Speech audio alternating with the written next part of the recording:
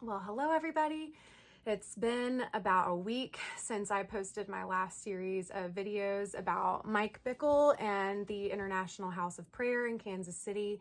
And within hours of me posting that last video, I saw that there was an article released by the Roy's Report in which a Jane Doe had gone on record releasing emails and some details about her history of sexual and spiritual abuse at the hands of Mike Bickle. So for those of you who are just following along, it's like a lot to get into. There's a whole lot of backstory. I'll tag some other accounts if you would like to follow along or get a little bit briefed on the issue before diving in here. But the purpose of me posting these is not to rehash storylines or give new information. I plan to, in the upcoming videos, break down the emails that were leaked from Mike Bickle to Jane Doe / Jane Doe's husband, and really just give exhibit A of what spiritual manipulation and abuse can look like on paper. And it's worth exploring because this is not new. There are many pastors and figures in Christian communities, not just in the charismatic Christian community, but across the board, who use similar tactics. So I think it's important to break down what this kind of language might look like if we're looking at things like narcissism, spiritual manipulation, abuse of scripture, and as well as what might be an alternative. What are some green flags? And in the next series of videos, I will be breaking down those emails, specifically through the lens of looking at narcissistic tactics. So as a disclaimer, I am not formally diagnosing Mike Bickle with narcissistic personality disorder. Over time, I think it would be great to look into the characteristics of narcissism that would warrant a diagnosis, and you can make your own judgment calls about that. This is just kind of like breaking down, almost think of it as like a case study or an educational tool. I would just like to also put out a huge content warning and trigger warning. The allegations detailed sexual assault, spiritual abuse, and manipulation. And so if you do choose to listen, please listen with care and kindness.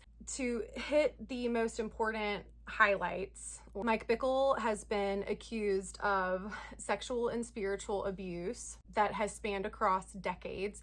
And Jane Doe has been the primary victim to come forward and speak out. Jane Doe disclosed that when she was 19, Mike Bickle began kind of grooming her, and states that she and Mike Bickle had been engaged in sexual encounters, everything short of intercourse, in his office and in various settings. And one of the events that was disclosed was at some point back in the 90s, Mike Bickle had taken several either young adults or college student age to Paris for something to do with the ministry. Got each of the students their own rooms and invited Jane Doe out for drinks. He bought them a couple rounds of cocktails to share. When I was recording this initially, I can't believe I forgot to add the part that he then takes her to an alley and proceeds to kiss her, quote, full on. So I have the screenshots here. You can pause to read. And then she states that the next thing that she remembers is waking up the next morning in her hotel room alone, and she was fully clothed but felt incredibly out of it. So, okay, I really can't believe I forgot to add this one. But yeah, another huge component of this is the fact that Mike would also often prophesy that his wife, Diane, was going to die and that he and Jane Doe would be married one day. So yeah, there's that. Apparently he had prophesied that upwards of 100 times.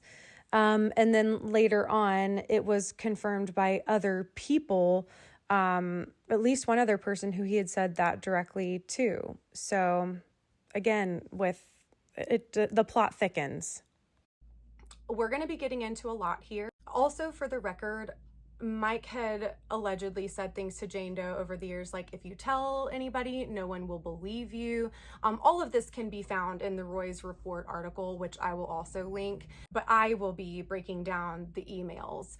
The email that I'm going to spend the most time on is one in which Jane Doe's husband requested to meet with Mike Bickle. They met. Mike demanded they meet privately, and so Jane Doe's husband met with Mike Bickle on October, I believe it was the 9th, October 9th, and just presented Mike with the allegations. We don't know what went on in that meeting, but Mike sends Jane Doe's husband an email hours after that meeting on that same day, October 9th. Also, for the record, Jane Doe's husband had requested to meet with Mike again after these days and these meetings, and Mike has refused a meeting, citing, I would say, abusing the Matthew 18 scriptures and the Matthew 18 protocols, which, you know, we can also get into.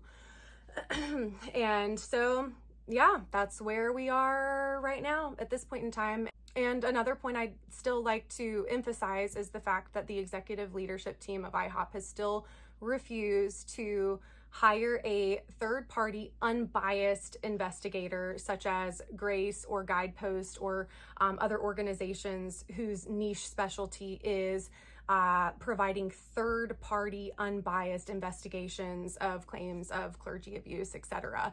Instead, they have retained their own law firms and have no intentions or plans that have been stated up until this point to switch. And so today is December 5th as I'm filming this. And at this point, we have not heard anything from the executive leadership team, even after these emails being released, that they have any intentions on having an investigation done. And in their previous statements, they have said things like the allegations were only partially credible. They were waiting for evidence. They felt like it was putting the cart before the horse, or whatever the saying goes. I don't know what the saying is, but they felt that it would be premature to hire a third-party neutral investigator without evidence of abuse.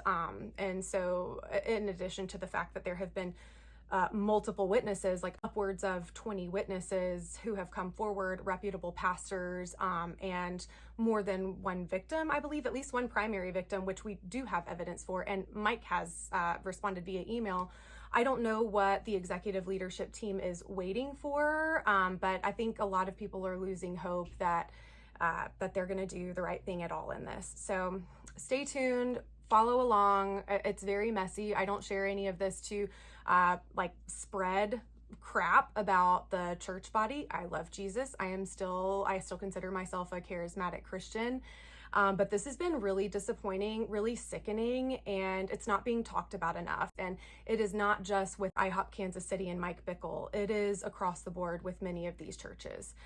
Before I get into it, another thing I'd like to note is that in my previous videos, I had kind of lumped IHOP Kansas City and thinking that that was like the mothership for lots of other IHOP prayer movements across the country and the world.